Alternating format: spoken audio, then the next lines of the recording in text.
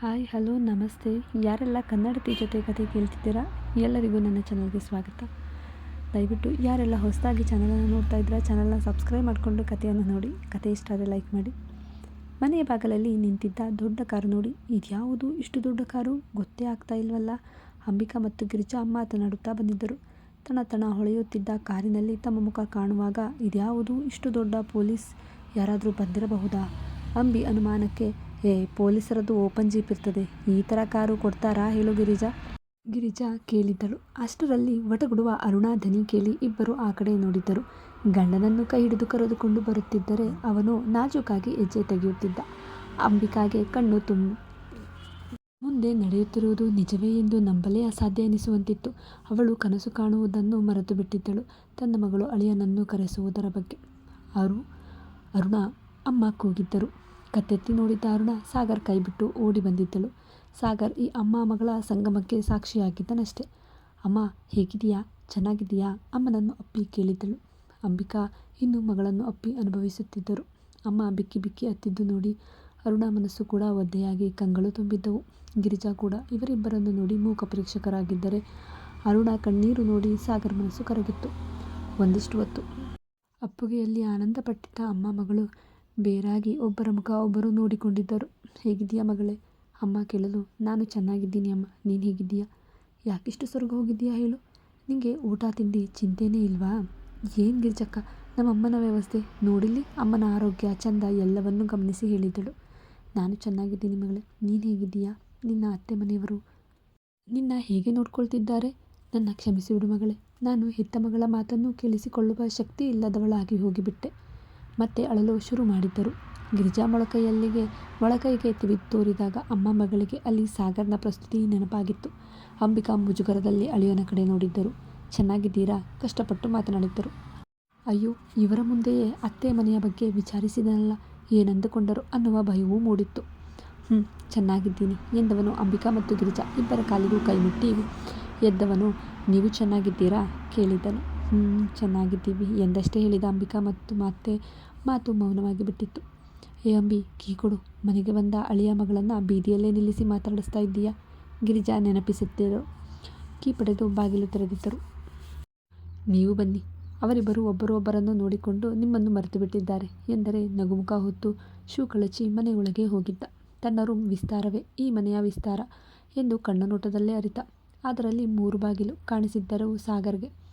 ಒಂದು ಅಡುಗೆ ಮನೆ, ಒಂದು ರೂಮ್, ಮತ್ತೊಂದು ಬಚ್ಚಲ ಮನೆ. ಅವನಿಗೆಂದು ಒಂದು ಕಬ್ಬಿಣದ ಚೇರ್ ಕೊಟ್ಟಿದ್ದರು ಗಿರಿಜಾ ಅವರೇ. ಅಂಬಿಕಾ ಜೊತೆಗೆ ಮನೆಯೊಳಗೆ ಬಂದಿದ್ದಳು ಅರುಣ. ಚೋಟ್ ಮೆಣಸಿನ್ಕಾಯಿ, ತನ್ನೂರಿಗೆ ಬಂದ ಮೇಲೆ ನನ್ನನ್ನೇ ಮರೆತು ಬಿಟ್ಲಲ್ಲ, ಅವಳನ್ನು ಓರೆಗಣ್ಣಿನಲ್ಲೇ ನೋಡಿ ಅಂದುಕೊಂಡಿದ್ದ. ಅಮ್ಮನ ಜೊತೆ ಅಡುಗೆ ಮನೆ ಸೇರಿದ್ದಳು ಅರುಣ. ಅರು, ನಿನ್ನ ಯಜಮಾನ್ರಿಗೆ ಏನು ಕೊಡಬೇಕೇ? ಕಾಫಿನಾ ಇಲ್ಲ ಟೀನಾ ಕೇಳಿದ್ದರು ಅಂಬಿಕಾ. ಯಾವ ಯಜಮಾನ್ರು? ಆ ಗೆಂಡೆ ತಿಮ್ಮನ? ಅವ್ರು ಕುಡಿಯೋದು ಟೀನೂ ಅಲ್ಲ ಕಾಫಿನೂ ಅಲ್ಲ, ಬರೀ ಡಿಕಾಕ್ಷನ್ ಅಮ್ಮ. ಛೀ, ಕೊಡು, ನಾನೇ ಮಾಡಿಕೊಡ್ತೀನಿ. ಅಡುಗೆ ಮನೆಯ ಪಾತ್ರೆ ತೆಗೆದುಕೊಂಡು ಬ್ಲ್ಯಾಕ್ ಕಾಫಿ ಮಾಡಲು ಶುರು ಮಾಡಿದ್ದಳು. ನೀನಿನ್ನೂ ಬಿಟ್ಟಿಲ್ವಾ ಆ ನಿನ್ನ ಕಪಿಚೇಷ್ಟೆಗಳು, ತುಂಟಾಟನ? ನೀನಿವಾಗ ಮದುವೆ ಆಗಿದ್ದೀಯಾ ಕಣಮ್ಮ, ಅವರು ನಿನ್ನ ಗಂಡ, ಅವರನ್ನು ನೀನು ಗೆಂಡೆ ತಿಮ್ಮ ಅಂತಾರಾ? ಗೌರವ ಕೊಡಬೇಕು ಮಗಳೇ. ಅಂಬಿಕಾ ಹೇಳುವಾಗ ಅಳಿಯನ ಉಪಚಾರ ಮಾಡಿ ಬಂದಿದ್ದರು ಗಿರಿಜಾ ಕೂಡ ಅಲ್ಲಿಗೆ. ಗಂಡ ಅಂತೀಯಲ್ಲ ಅವರು ಎಂದವಳು ಅವತ್ತು ಬಾಲ್ಕನಿಯಲ್ಲಿ ಕೂಡಿ ಹಾಕಿದ್ದು ನೆನಪಿಸಿಕೊಂಡಿದ್ದಳು. ಆದರೆ ಹೇಳಲು ಬೇಸರವಾಗಿತ್ತು. ಇದರಿಂದ ಎಲ್ಲಿ ಅಮ್ಮನಿಗೂ ಬೇಜಾರಾಗುತ್ತೋ ಎಂದು. ಕೊಬ್ಬು ಅಮ್ಮ, ಅವರಿಗೆ ಕೊಬ್ಬು ಎಂದಳಷ್ಟೆ. ಗಿರಿಜಾ, ಅವರು ನಿನ್ನ ಗಂಡ, ಅವರಿಗೆ ಬೆಲೆ ಕೊಡಬೇಕು ಮಗಳೇ, ಅವರನ್ನು ನೀನು ಹೀಗೆಲ್ಲ ಅನ್ನಬಾರದು ಎಂದು ಮತ್ತೊಂದಿಷ್ಟು ಸೂಕ್ಷ್ಮ ಬುದ್ಧಿ ಹೇಳಿಕೊಟ್ಟರಲ್ಲಿ ಬ್ಲ್ಯಾಕ್ ಕಾಫಿ ರೆಡಿಯಾಗಿತ್ತು. ತಗೊಳಮ್ಮ, ಆ ನಿನ್ನ ಅಳಿಯನಿಗೆ ಕೊಡು ಎಂದು ಹೇಳಲು, ಅರುಣ, ಇವಾಗ ನಾನು ಹೇಳಿದೆ ಅಲ್ವಾ, ಅವರು ಎಲ್ಲಿ ಇದ್ದರೂ ಹೇಗಿದ್ದರೂ ಅವರು ನಿನ್ನ ಜವಾಬ್ದಾರಿ. ಅವರ ಎಲ್ಲ ಆಗು ಹೋಗು ಎಲ್ಲವನ್ನೂ ನೀನೇ ನೋಡ್ಕೊಳ್ಬೇಕು. ಅವರಿಗೆ ಎಲ್ಲವೂ ನೀನೇ, ನಿನಗೆ ಎಲ್ಲವೂ ಅವರೇ. ಕೊಡು, ನೀನೇ ಹೋಗಿ ಅವರಿಗೆ ಕೊಟ್ಬಿಟ್ಟು ಬರೋಗು. ಅವರನ್ನು ಚೆನ್ನಾಗಿ ನೋಡ್ಕೊಳ್ಳೋದು ನಿನ್ನ ಜವಾಬ್ದಾರಿ ಮಗಳೇ. ಗಿರಿಜಾ ಮತ್ತೊಮ್ಮೆ ಕಿವಿ ಮಾತು ಹೇಳಿ ಕಳಿಸಿದ್ದರು. ಆಕೆ ಸಾಗರ್ ಮುಂದೆ ಒಂದು ಕಪ್ ಹಿಡಿದು ನಿಲ್ಲಲು ಅವಳನ್ನೇ ನೋಡಿದವನಿಗೆ, ಕಣ್ಣಲ್ವೇ ತಗೊಳ್ಳಿ, ಅದೇನು ಹೀಗೆ ನೋಡ್ತಾ ಇದ್ದೀರಾ ಎನ್ನುವಂತೆ ಕೇಳಿದ್ದಳು. ಏನು, ತುಂಬ ಖುಷಿಯಾಗಿದ್ದೀಯಾ? ನಾನು ಒಬ್ಬ ಇದ್ದೀನಿ ನೋಡು ಎಂದಿದ್ದ ಕಪ್ ಕೈಗೆ ಹಿಡಿಯುತ್ತಾ. ಎಲ್ಲ ಒಂದೇ ಹೇಳ್ತಾರೆ, ನಿಮ್ಮನ್ನು ನೋಡ್ಕೋಬೇಕು ಅಂತ. ಆದರೆ ಯಾಕೆ, ನೀವೇನು ಚಿಕ್ಕ ಮಗುನಾ ಕೇಳಿದ್ದಳು ಅರುಣ. ನಾನು ಚಿಕ್ಕ ಮಗು ಅಲ್ಲ, ಆದರೆ ನೀನು ಚಿಕ್ಕ ಮಗು, ಅದೆಲ್ಲ ಯಾವಾಗ ಗೊತ್ತಾಗುತ್ತೋ ನಿನಗೆ ಕೇಳಿದ್ದ. ನಾನೇನು ಚಿಕ್ಕ ಮಗು ಅಲ್ಲ, ಅವನ ಉತ್ತರಕ್ಕೂ ಕಾಯದೆ ಕೋಣೆ ಸೇರಿದ್ದಳು ಅರುಣ ಬರುವ ಮುಂಚೆಯೇ ಗಿರಿಜಾ ಅಂಬಿಕಾಗೆ, "ಹೇ ಗಿರಿಜಾ, ನೀನು ಒಂಚೂರು ವಿಚಾರಿಸು, ಅವರಿಬ್ಬರ ಮದುವೆ ಮುಂದಿನ ಶಾಸ್ತ್ರಗಳು ನಡೆದಿದೆಯೋ ಇಲ್ಲವೋ ಅಂತ." "ನಾನು ಅಮ್ಮನಾಗಿ ಹೀಗೆ ವಿಚಾರಿಸಲಿ?" "ಆಗಲ್ಲ ಕಣೆ. ಆಗಿಲ್ಲ ಅಂದರೆ ಶಾಸ್ತ್ರಕ್ಕೆ ಸಮಯ ಗುರ್ತು ಹಾಕಿಸಬಹುದಿತ್ತು." ಎಂದರೆ, "ಸರಿ, ನೀನು ಅಳಿಯನಿಗೆ ಏನಾದರೂ ವಿಶೇಷ ಅಡುಗೆ ತಯಾರಿ ಮಾಡು. ಈ ಜಲಣ್ಣನನ್ನು ಕಾಯುತ್ತಾ ಕುಳಿತರೆ ಆಗೋದಿಲ್ಲ ನೀನು. ಏನಾದರೂ ತರಿಸೋದಿದ್ರೆ ನಮ್ಮ ಗೌಡ್ರಿಗೆ ಹೇಳು." ಎಂದರೆ ಆಕೆ ಸರಿ ಎಂದು ಹೇಳಿದ್ದಳು.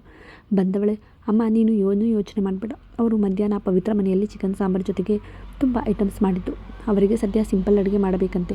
ಹೇಳಿ ನಿಂತ ಅರುಣಾಳನ್ನು ಗಿರಿಜಾ, "ಅರು, ಸ್ವಲ್ಪ ಆಚೆ ಬಾ, ಇಲ್ಲಿ ನಾನು ನಿನ್ನ ಹತ್ರ ಸ್ವಲ್ಪ ಮಾತಾಡಬೇಕು." ಕೈ ಹಿಡಿದು ಕರೆದುಕೊಂಡು ಹೋಗಿದ್ದರು. ಸಾಗರ್ ಮೊಬೈಲ್ ಹಿಡಿದು ಅಲ್ಲಿಯೇ ಕುಳಿತ. "ಏನು ಆಂಟಿ, ಯಾಕೆ ಹಿಂಗೆ ಕರೆದುಕೊಂಡು ಬಂದ್ರಿ? ಏನು ವಿಚಾರ?" ಕೇಳಿದ್ದಳು. "ಏನಿಲ್ಲ, ನಾನು ಏನು ಕೇಳ್ತೀನಿ, ನಿಜ ಹೇಳ್ತೀಯಾ?" ಗಲ್ಲ ಹಿಡಿದು ಕೇಳಿದ್ದರು. "ಏನು ಕೇಳಿ ಆಂಟಿ, ನಾನು ಹೇಳ್ತೀನಿ. ನನ್ನ ಮೇಲೆ ಡೌಟಾ ಆಂಟಿ?" ಅರುಣ ನಗುತ್ತಾ ಕೇಳಿದರೆ, "ಗಿರಿಜಾ, ಅವರು ಅರುಣ, ನಿನ್ನ ಮದುವೆ ಆದಮೇಲೆ ನಡಿಬೇಕಿದ್ದ ಎಲ್ಲ ಶಾಸ್ತ್ರಗಳು ಚೆನ್ನಾಗಿ ಮಾಡಿದ್ದಾರ ಮಗಳೇ?" ಸ್ವಲ್ಪ ನಾಚಿಕೆಯಲ್ಲೇ ಕೇಳಿದರು. "ಹ್ಞೂ ಆಂಟಿ, ಮನೆ ತುಂಬಿಸಿಕೊಳ್ಳೋ ಶಾಸ್ತ್ರ, ಅಡುಗೆ ಮಾಡೋ ಶಾಸ್ತ್ರ, ದೇವ್ರ ಪೂಜೆ ಮಾಡೋ ಶಾಸ್ತ್ರ ಎಲ್ಲ ಚೆನ್ನಾಗೇ ನಡೀತು ಆಂಟಿ. ನಮ್ಮ ಅತ್ತೆ ತುಂಬ ಶಾಸ್ತ್ರ ಎಲ್ಲ ನಂಬ್ತಾರೆ." ನಗುತ್ತಾ ಹೇಳಿದಾಗ, ಈ ಹುಡುಗಿಗೆ ಏನು ಕೇಳಿದೆ, ಈ ಹುಡುಗಿ ಅದೇನು ಹೇಳ್ತಿದೆ ಅನ್ನಿಸದೇ ಇರಲಿಲ್ಲ ಗಿರಿಜಾ ಅವರಿಗೆ.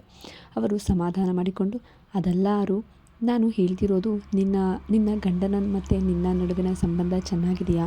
ಇಬ್ಬರು ಸುಖವಾಗಿದ್ದೀರಾ?" ಕೇಳಿದರು. "ಹ್ಞೂ ಆಂಟಿ, ಅವರು ಸ್ವಲ್ಪ ಸಿಡುಕ ಅಷ್ಟೇ, ಆದರೆ ಒಳ್ಳೆಯವರು. ನಾನು ಕೇಳಲೇ ಇಲ್ಲ. ಆದರೂ ಕೂಡ ನಾನು ಅಮ್ಮನನ್ನು ನೋಡಬೇಕು ಅಂತ ಇಲ್ಲಿಗೆ ಕರೆದುಕೊಂಡು ಬಂದಿದ್ದಾರೆ ನೋಡಿ." "ಅಯ್ಯೋ, ಮರ್ತೇ ಇದ್ದೆ, ಇಲ್ಲಿಗೆ ಬರ್ತಾ ಇದ್ದೀವಿ ಅಂತ ಅಮ್ಮ ಅಪ್ಪನಿಗೆ ಬಟ್ಟೆ, ಹಣ್ಣು, ಹೂವು, ಸ್ವೀಟು ಎಲ್ಲ ತಂದಿದ್ದೀವಿ, ಇರಿ ತರ್ತೀನಿ." ಎಂದು ಹೊರಟವಳಿಗೆ ಕೈ ಹಿಡಿದು ಎಳೆದುಕೊಂಡ ಗಿರಿಜಾ ಅವರಿಗೆ ಸಾಕಾಗಿ ಹೋದಂತೆ ಆದಿತ್ತು. "ಅರುಣ, ನಾನು ಕೇಳ್ತಿರೋದು ಅದಲ್ಲ. ನಿನ್ನ ಮತ್ತು ನಿನ್ನ ಗಂಡನ ನಡುವೆ ಸಂಸಾರ ಶುರುವಾಗಿದೆಯಾ? ಅವರು ನೀನು ಒಂದೇ ಹಾಸಿಗೆ ಮೇಲೆ ಮಲಗ್ತಾ ಇದ್ದೀರಾ?" ಇದಕ್ಕೂ ಮೀರಿ ಕೇಳಲು ಕಷ್ಟ ಆಗಿತ್ತು ಗಿರಿಜಾರವರಿಗೆ. "ಹ್ಞೂ ಆಂಟಿ," ನಾಚಿಕೆಯಿಲ್ಲದೆ ಹೇಳಿದ್ದಳು. ಹೌದಾ, ಹಾಗಿದ್ರೆ ನಿನ್ನ ಅತ್ತೆಯವರು ಅಲ್ಲೇ ಎಲ್ಲ ಶಾಸ್ತ್ರವನ್ನು ಮುಗಿಸಿದ್ದು ಮಾಡಿದ್ದಾರಾ ಹಾಗಿದ್ರೆ?" ಎಂದು ಎದ್ದು ಹೊರಟವರಿಗೆ, ಅದಕ್ಕೆಲ್ಲ ಯಾವ ಶಾಸ್ತ್ರ ಕೂಡ ಮಾಡಲಿಲ್ಲ ಆಂಟಿ. ನನಗೆ ಜ್ವರ ಬಂದಿತ್ತು, ಅದಕ್ಕೆ ನಾನು ಹಾಸಿಗೆ ಮೇಲೆ ಮಲಗ್ತಿದ್ದೀನಿ ಅಷ್ಟೇ. ಏನೂ ಅರಿಯದೆ ಹೇಳಿದ್ದಳು ಅರುಣ. "ಹೌದಾ, ಸರಿ, ಹೋಗಿ ನಿನ್ನ ಗಂಡನಿಗೆ ಬೇರೆ ಬಟ್ಟೆ ಕೊಡು ಹೋಗು." ಎಂದು ಹೇಳಿ ಕಳುಹಿಸಿದಾಗ ಮನಸ್ಸಲ್ಲೇ, ಒಳ್ಳೆ ಹುಡುಗಿ, ಇನ್ನು ಅವರ ಪಾಡು ಅದೇನೋ ಗೊತ್ತಿಲ್ಲ, ಎಲ್ಲವನ್ನೂ ಹೇಳಿಕೊಡಬೇಕು ಅವರೇ ಇವಳಿಗೆ ಮನಸ್ಸಲ್ಲೇ ಅಂದುಕೊಂಡಿದ್ದರು. ತಮ್ಮ ಗಂಡನಿಗೆ ಕರೆ ಮಾಡಿ ನಂತರ ಅಂಬಿಕಾ ಬಳಿ ಬಂದಿದ್ದರು. ಸಾಗರ್ ಅರುಣಾ ತಾಯಿಗೆಂದು ತಂದಿದ್ದ ಬಟ್ಟೆ, ಸ್ವೀಟ್, ಹೂವು, ಹಣ್ಣು ಎಲ್ಲವನ್ನೂ ತಂದುಕೊಟ್ಟಿದ್ದ. ಅರುಣ ಅಡುಗೆ ಮನೆ ಹೊಕ್ಕಿದ್ದಾಗ ಗಿರಿಜಾ, "ಅರು, ಹೋಗು, ಒಂಚೂರು ರೂಮ್ ತೋರಿಸು ಅವರಿಗೆ, ಮತ್ತೆ ಬಟ್ಟೆ ಬದಲಿಸಲು ಕೊಡು." ಹೇಳಿ ಕಳುಹಿಸಿದ್ದರು. ಅರುಣ ಸಾಗರ್ ಮುಂದೆ ಬಂದು, "ಬನ್ನಿ" ಎಂದರೆ ಅವನು ಎದ್ದು ಹಿಂದೆ ಹೋಗಿದ್ದ. "ಏನು, ನಿಮ್ಮ ಮನೆ ಥರ ನಮ್ಮನೆ ಹೆಚ್ಚೇನೂ ರೂಮ್ಗಳಿಲ್ಲ ತಾನೇ, ನೀವೇ ಬಂದು ಕೂರಬೇಕಿತ್ತು. ಅದನ್ನು ಬಿಟ್ಟು ನಾನೇ ಬಂದು ತೋರಿಸಬೇಕಿತ್ತಾ? ಇದೇ ನಮ್ಮನೆ ಇರೋ ರೂಮ್, ಒಂದೇ ರೂಮ್ ಇರೋದು." ಬಾಗಿಲು ತೆರೆದು ತೋರಿಸಿದಳು. ಒಂದು ಸಣ್ಣ ಕಿಟಕಿ, ಅಂಚಿನ ರೂಮ್, ಇಬ್ಬರು ಮಲಗಬಹುದಾಗಿದ್ದ ಒಂದು ಮಂಚ, ಹಳೆಯದಾಗಿದ್ದ ಹಾಸಿಗೆ, ಗೋಡೆ ಮೇಲಿನ ಗೂಟಗಳಲ್ಲಿ ನೇತು ಹಾಕಿದ್ದ ಒಂದಿಷ್ಟು ಶರ್ಟ್ಗಳು. ಸಾಗರ್ ಕಣ್ಣು ಎಲ್ಲವನ್ನೂ ಒಂದೆಡೆಗೆ ಸ್ಕ್ಯಾನ್ ಮಾಡಿತ್ತು. ತಾವು ತಂದಿದ್ದ ಟ್ರೋಲಿ ತೆಗೆದು ಅವನು ನಾರ್ಮಲ್ ಆಗಿ ಬಳಸುತ್ತಿದ್ದ ಟ್ರ್ಯಾಕ್ ಶೂಟ್ ನೀಡಿದಳು. "ತಗೊಳ್ಳಿ, ಬದಲಾಯಿಸಿ, ನಾನು ಹೋಗ್ತೀನಿ." ಎಂದು ಹೊರಟವಳ ಸೆರಗಿಡಿದು ಎಳೆದಿದ್ದ. ಆಕೆ ನೇರ ಅವನ ಎದೆಗೆ ತನ್ನ ಬೆನ್ನು ಗುದ್ದಿದಾಗ ನಡು ಆಗಲೇ ಅವನ ಕೈವಶವಾಗಿತ್ತು. ಅವಳು ಹಿಂದೆ ತಿರುಗಿ ನೋಡಲು ತುಟಿ ಬಿರಿದವನು, "ನಿನ್ನ ಹೆಸರು ಅರುಣ ಅಂತಾನಾ? ಬೇರೆ ಯಾವುದೇ ಹೆಸರಿಂದ ಕರಿಬಾರ್ದಾ? ಮತ್ತೆ ನಿನ್ನ ಏನು ಅಂತ ಕರಿತಿದ್ರು ನಿಮ್ಮಮ್ಮ?" "ರೂಮೂರು ಸೊಪ್ಪಿನ ಸಾರು." ಕೇಳಿದ್ದ ತುಟಿ ಕಚ್ಚಿಕೊಂಡವಳು, "ಅವರು ನಮ್ಮಮ್ಮ, ನಾನು ಹೇಗೆ ಬೇಕೋ ಹಾಗೆ ಕರಿಬೋದು, ಹಾಗಂತ ಎಲ್ಲರೂ ಕರೆಯೋಕ್ಕಾಗತ್ತಾ ಹೇಳಿ?" ಕೇಳಿದಳು. ಅವಳನ್ನು ತನ್ನೆಡೆಗೆ ಸೆಳೆದುಕೊಂಡವನು ಸೊಂಟ ಹಿಡಿದು ಮುಖಕ್ಕೆ ಮುಖ ನೇರವಾಗಿ ಬರುವಂತೆ ಎಳೆದುಕೊಂಡು, "ಹಾಗಿದ್ರೆ ನಾನ್ಯಾರು? ಯಾರು ಹೇಳು?" ಕೇಳಿದ್ದವನ ಕಣ್ಣು ರಮಣೀಯವಾಗಿತ್ತು. ಆಕೆ "ಇಲ್ಲ" ಎಂದಳು. "ಮತ್ತೆ ಹಾಗೆ ಅಂದೆ" ಎಂದವನು ತುಟಿಗೆ ಸಣ್ಣಗೆ ತುಟಿ ತಾಗಿಸಿದ. ಅದು ತಡಬಡಿಸಿ ಹೋಗಿದ್ದಳು ಅರುಣ. "ಏನು ಅದು? ನಾನು ಯಾರು ನಿಂಗೆ?" ಕೇಳಿದ್ದ. ನೀವು ನನ್ನ ಮಾತು ನಿಲ್ಲಿಸಿದ್ದರೆ ಕಣ್ಣಿನ ರೆಪ್ಪೆ ಬಾಗಿತ್ತು. ಬಾಗಿದ ರೆಪ್ಪೆಗೆ ಮುತ್ತಿಟ್ಟು ಕೇಳಿದ್ದ, "ಯಾರು ಅಂತ ಹೇಳಲೇ ಇಲ್ಲ?" "ನಾನು ಯಾರು ಅಂತ ಹೇಳಿ ನಿಮಗೆ ಆಮೇಲೆ ನಾನು ಹೇಳ್ತೀನಿ." ಬುದ್ಧಿವಂತಿಕೆಯನ್ನು ಪ್ರಯೋಗಿಸಿದಳು. "ನನಗೆ ನೀನು ರೂಮ್ಮೇಟ್ ಬೇಕೆಂದೇ ಕೇಳಿದ್ದ." "ಹೌದಾ, ಹಾಗಿದ್ರೆ ನನಗೂ ನೀವು ರೂಮ್ಮೇಟ್" ಎಂದಳು ನೈಸಾಗಿ. ಕೊರಳಿಗೆ ಉಫ್ ಎಂದು ಗಾಳಿ ಊದಿದವನು, "ಹೌದಾ, ನಾನು ನಿನ್ನ ರೂಮ್ಮೇಟಾ?" ಕೇಳಿದ್ದ ಮತ್ತೆ. ಇದೇನಾಗಿದೆ ಇವರಿಗೆ ಎನ್ನಿಸಿ ಅಮ್ಮ ಆಂಟಿ ಎಲ್ಲ ಇದ್ದಾರೆ, ಏನೂ ಅಂದ್ಕೊಳ್ಳಲ್ಲ ನನ್ನ ಬಿಡಿ ಎಂದಳು. ಮತ್ತೊಮ್ಮೆ ಕೊರಳಿಗೆ ಉಸಿರು ಬಿಸಿ ತಾಗಿಸಿ ಕೇಳಿದ್ದ, ನಾನು ನಿನ್ನ ರೂಮ್ಮೇಟಾ ಎಂದು. ನೀವೇ ತಾನೇ ಹೇಳಿದ್ದು ನಾನು ನಿಮ್ಮ ರೂಮ್ಮೇಟ್ ಅಂತ, ಮತ್ತೆ ನೀವೇ ನನಗೆ ರೂಮ್ಮೇಟ್ ಅಷ್ಟೇ ಎಂದಿದ್ದಳು. ಕೊರಳಿಗೆ ಮುತ್ತಿಟ್ಟವನು, ನನಗೆ ನಿನ್ನ ನನ್ನ ಹೆಂಡತಿ ಅಂತ ಹೇಳೋಕೆ ಇಷ್ಟ, ಆದರೆ ನೀನು ನನ್ನ ಗಂಡ ಅಂತ ಒಪ್ಪಿಲ್ವಲ್ಲ ಎಂದವನ ಕಣ್ಣು ಅವಳ ಕಣ್ಣನ್ನೇ ಬೆಸೆದಿತ್ತು. ನಾನು ಯಾವಾಗ ಹೇಳಿದೆ ನೀವು ನನ್ನ ಗಂಡ ಅಲ್ಲ ಅಂತ ತುಟಿ ಬೆರೆದು ಹೇಳಿದ್ದಳು. ಮೆಲ್ಲಗೆ ಕೆಳಗಿಳಿಸಿ ಸೊಂಟವನ್ನು ಬಿಗಿ ಮಾಡಿ ಕೇಳಿದ್ದ, ಹೌದಾ, ನೀನು ನನ್ನ ಗಂಡ ಅಂತ ಒಪ್ಕೊಂಡಿದ್ದೀಯಾ ಎಂದು. ಮತ್ತೆ ಇಲ್ಲ ಅಂದಿದ್ರೆ ನಿಮ್ಮ ಜೊತೆ ನಾನು ಅಷ್ಟು ದೂರದಿಂದ ಇಲ್ಲಿವರೆಗೆ ಬರ್ತಿದ್ನಾ? ಅಷ್ಟು ಗೊತ್ತಿಲ್ವಾ? ನಮ್ಮಮ್ಮ ಹೇಳಿದ್ದಾರೆ, ತಾಳಿ ಕಟ್ಟಿದ ಮೇಲೆ ನೀವೇ ನನ್ನ ಬದುಕಿನ ಪಾರ್ಟ್ನರ್ ಅಂತ. ಏನೋ ಹೇಳಿಕೊಟ್ಟ ಪಾಠದಂತೆ ಹೇಳಿದ್ದಳು. ಹೌದಾ, ಹಾಗಿದ್ರೆ ಹೆಂಡತಿ ಏನೇನು ಮಾಡಬೇಕು ಅಂತ ಹೇಳಿಕೊಟ್ಟಿಲ್ವಾ ನಿಮ್ಮಮ್ಮ? ಸಾಗರ ಕೇಳಿದ್ದ.